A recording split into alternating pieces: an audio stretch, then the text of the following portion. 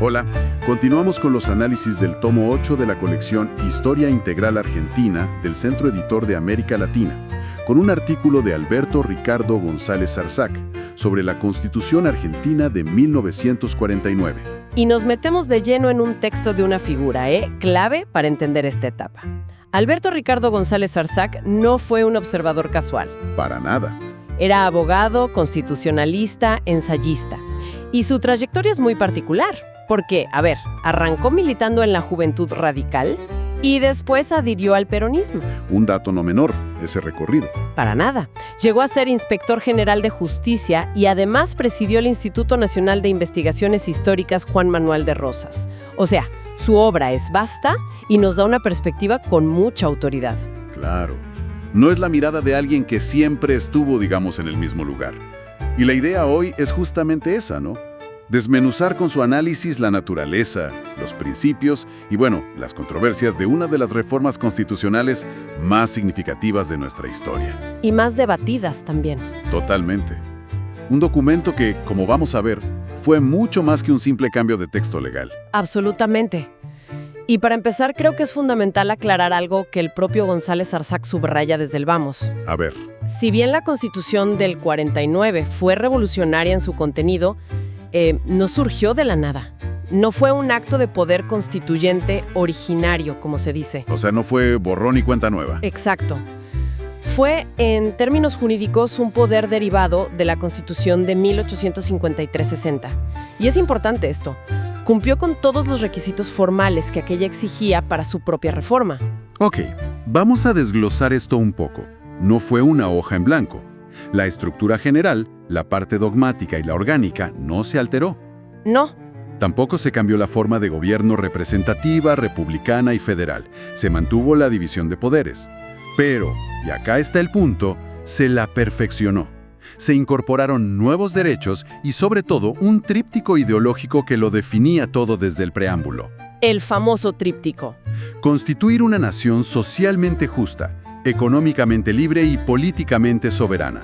Ese tríptico es el corazón de la reforma.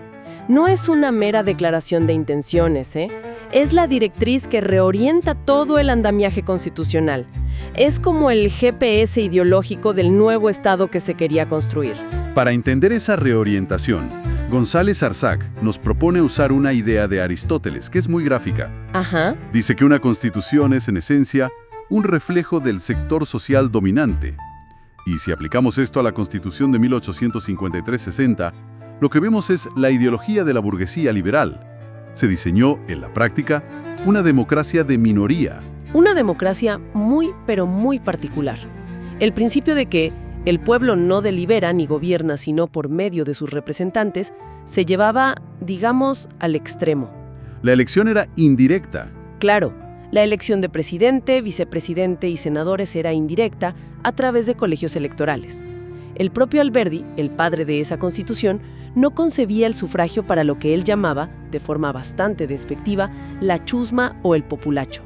Buscaban gobiernos dignos, elegidos por una élite. Por una élite ilustrada, sí. Pero claro, la historia argentina no se quedó quieta. Y acá viene el quiebre. El golpe militar del 43 y, fundamentalmente, el 17 de octubre de 1945. La irrupción de un nuevo actor en la escena política. Totalmente. Las masas obreras. Aquello que un diputado de la época, de forma muy célebre, calificó como un aluvión zoológico. Una frase terrible. Terrible, pero que en realidad describía desde su óptica un vigoroso movimiento nacional de clases trabajadoras que ya no podía ser ignorado. Y este nuevo sector social que ahora se sentía dominante, demandaba una nueva constitución. Una que reflejara sus intereses y su visión del mundo. Entonces, a ver si entiendo el planteo. Si la Constitución del 49 es producto de esta democracia de masas, ¿de qué manera logró reestructurar el Estado? O sea, ¿cómo se pasó de ese modelo neutral a uno intervencionista para asegurar justamente el control político de esa nueva mayoría?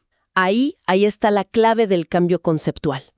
La Constitución de 1853 imaginaba un Estado neutralizado, una entidad distinta, casi separada de la sociedad. Organiza políticamente en el Estado. Arturo Sampay, que fue el gran arquitecto intelectual de esta reforma, lo concebía como el gerente del bien común. Un gerente. La palabra no es casual, implica un rol activo, no pasivo. Para nada. No es un simple árbitro que mira desde afuera. El Estado deja de ser un guardián del orden para convertirse en lo que González Arzac llama la gran empresa del pueblo. ¿Una empresa para qué? Para acceder a las riquezas del país. Y esto se materializó en la apropiación de llaves económicas que estaban en manos privadas o extranjeras. La banca central, los servicios públicos, el comercio exterior. El Estado pasaba a ser el ejecutor de una gestión en favor de la sociedad. Y este cambio, es importante decirlo, no ocurrió en una burbuja. El mundo entero estaba girando en esa dirección. No, para nada. La crisis del 30 y lo que acá conocimos como la década infame habían dejado en evidencia la crisis terminal del constitucionalismo liberal. El laissez-faire estaba en plena retirada. Vos tenías a Keynes en Gran Bretaña publicando El fin del laissez-faire, tenías a Roosevelt en Estados Unidos implementando el New Deal. El intervencionismo estatal era la nueva norma en Occidente. Para salvar al propio capitalismo, en muchos casos. Exactamente. Se priorizaba, como dice el autor, lo social sobre lo individual. Y la Constitución de 1949 se inscribe plenamente en ese movimiento global que se conoce como constitucionalismo social. La meta era encontrar un justo equilibrio, decían, entre los derechos individuales y los sociales. Y para lograr ese equilibrio se incorporó todo un catálogo de derechos que antes, no tenían rango constitucional. El famoso artículo 37 es un decálogo de esta nueva concepción. Sí. Y los derechos especiales del trabajador, de la familia, de la ancianidad y de la educación y la cultura. Ya no se trataba solo del individuo aislado, sino de proteger a la comunidad. Y lo fascinante es la base filosófica de esta nueva visión, sobre todo en lo que respecta a la propiedad. La reforma está profundamente influenciada por la doctrina social de la Iglesia. El pensamiento tomista, ¿no? Particularmente por el pensamiento de Santo Tomás de Aquino y su concepto de la función social de la propiedad. A ver, expliquemos eso, porque para alguien formado en el liberalismo más clásico, la función social de la propiedad suena casi a una contradicción. Bueno, significa que la propiedad privada deja de ser un derecho absoluto e ilimitado. Se la reconoce, sí, pero se la subordina a una obligación superior, que es el bien común. ¿El Estado podía, por ejemplo, decirle a un estanciero qué hacer con su campo? No en un sentido arbitrario, pero sí establecía el marco para intervenir si el uso de esa propiedad iba en contra del interés general. Y esto no quedó en la filosofía, se tradujo en artículos muy concretos. Que son el corazón de la reforma económica. Por supuesto. El artículo 38 lo decía con todas las letras. La propiedad privada tiene una función social. Y a partir de ahí se facultaba al Estado a fiscalizar la distribución y utilización del campo. Y no solo el campo. No, claro. El artículo 39 establecía que el capital debía estar al servicio de la economía nacional y el bienestar social. Y el 40 remataba: la organización de la riqueza y su explotación tienen por fin el bienestar del pueblo. Se invierte la lógica. La economía al servicio del hombre, y no al revés. Exactamente. Y esto que mencionas nos lleva directamente al artículo 40, el que Scalabrini Ortiz bautizó como el bastión de nuestra soberanía. La afirmación de una nación económicamente libre no fue un eslogan, se ancló en este artículo con una fuerza tremenda. Scalabrini Ortiz lo llamó así por una razón. Este artículo no solo autorizaba al Estado a intervenir y a monopolizar actividades, también declaraba como propiedades inalienables e imprescriptibles de la nación los minerales, las caídas de agua, los yacimientos de petróleo, de carbón, de gas. Nacionalizaba de un plumazo todas las fuentes de energía y las riquezas estratégicas, una ruptura total con el modelo de 1853. Total, pero el artículo tenía un detalle más. Una cláusula, casi escondida, que es de una originalidad y una trascendencia enormes. ¿A cuál te referís? A la que establecía el mecanismo para fijar el precio de expropiación de las empresas de servicios públicos.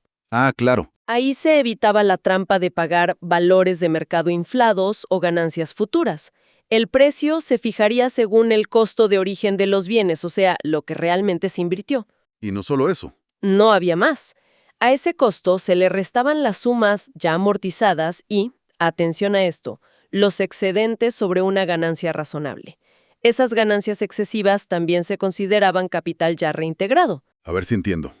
Es como decirle a una compañía extranjera: te vamos a comprar, pero te pagamos lo que costaron los postes y los cables originalmente.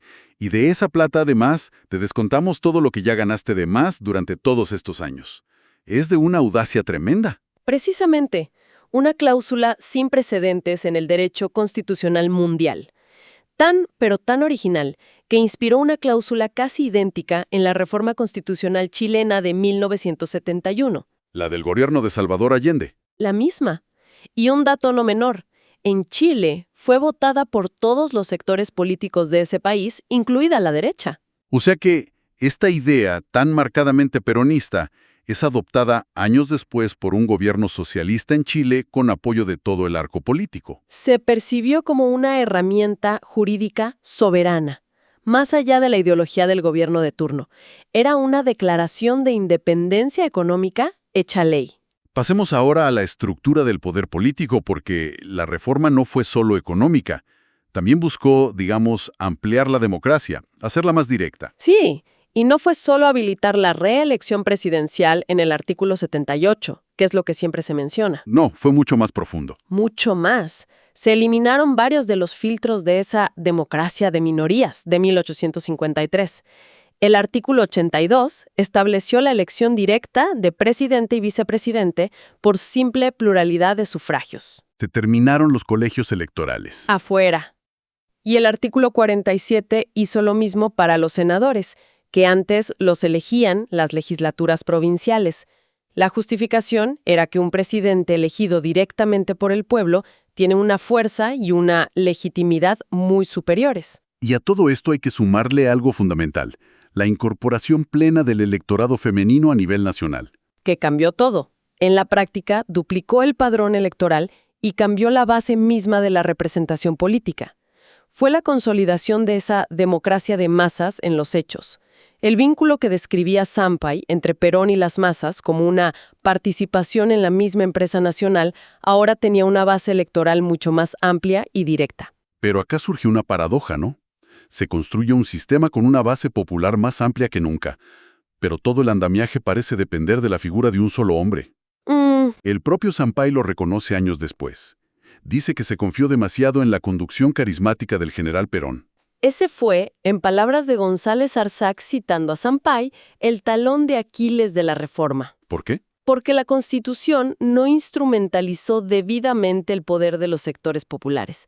No creó los mecanismos institucionales autónomos para que ese poder se defendiera por sí mismo. Lo confió todo, absolutamente todo, a la lealtad y la conducción del líder. Y esa dependencia la hizo estructuralmente muy vulnerable. Exactamente.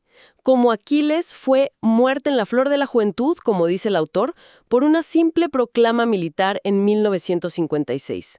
Cuando el líder fue derrocado, las estructuras no pudieron ofrecer resistencia. Un proyecto de transformación quedó atado a la suerte de una persona. Y entonces, ¿qué implicaciones tuvo el hecho de que la reforma se viera truncada por haber confiado su poder al liderazgo carismático, en lugar de haber instrumentalizado el predominio de los sectores populares? La implicación principal fue su fragilidad. Demostró que un cambio constitucional profundo, si no se arraiga en instituciones populares fuertes e independientes del líder, puede ser revertido con relativa facilidad una vez que ese liderazgo desaparece o es desplazado. Hablemos un poco de la oposición de la época. ¿Cuál fue su estrategia durante todo el proceso constituyente? Fue una estrategia compleja. González Arzac describe una actitud legalista por parte de la Unión Cívica Radical. Decidieron concurrir a las elecciones para la convención.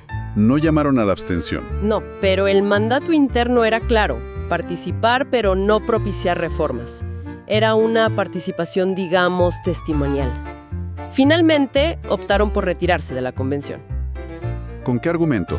El argumento principal fue que el móvil real de todo el proceso era habilitar la reelección de Perón, y que eso viciaba todo el debate. ¿Y el resto de la oposición? Se agrupaba en un Congreso de Defensa de la Constitución Nacional.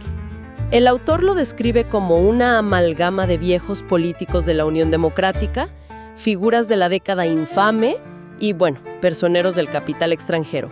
Sus críticas fueron más bien formales. O sea, no entraron en el debate de fondo sobre el nuevo modelo de país. No se centraron en fustigar la reelección. Pero es interesante que, a pesar del retiro, el autor aclara que una vez sancionada, los legisladores radicales juraron la nueva Constitución. O sea que hubo una aceptación formal. Así es, la conducción del partido autorizó el juramento, aunque la oposición política, claro, continuó siendo feroz. Y esa oposición finalmente tuvo su victoria con el golpe del 55. Que le puso fin a la Constitución. De una manera jurídicamente insólita. No se convocó a una nueva convención para derogarla. Fue una simple proclama del gobierno de facto del general Aramburu el 27 de abril de 1956, la que declaró vigente la Constitución de 1853, borrando de un plumazo la del 49. Como si nunca hubiera existido. Para ir cerrando, ¿cuál es la valoración final que hace González Arzac de este texto constitucional tan controvertido y de vida tan corta? La considera la realización más prístina del peronismo. Un momento en que ese movimiento, a veces tan heterogéneo, logró definir una concepción coherente del hombre, de la sociedad y del Estado, con una profunda inspiración cristiana y social. Fue el acto jurídico que formalizó el reemplazo del modelo liberal por un modelo social. Y nos deja con un pensamiento final, casi una provocación. Sostiene que, aunque el mundo ha cambiado, cuando los sectores populares, con sentido nacional, vuelvan a llegar al poder, van a necesitar estructurar un Estado a la manera de su gran empresa. Y en ese momento, dice, habrá que mirar los principios de la Constitución del 49, no por una simple inquietud histórica, sino para reactualizarlos. Un pensamiento final muy potente de González Arzac. Realmente.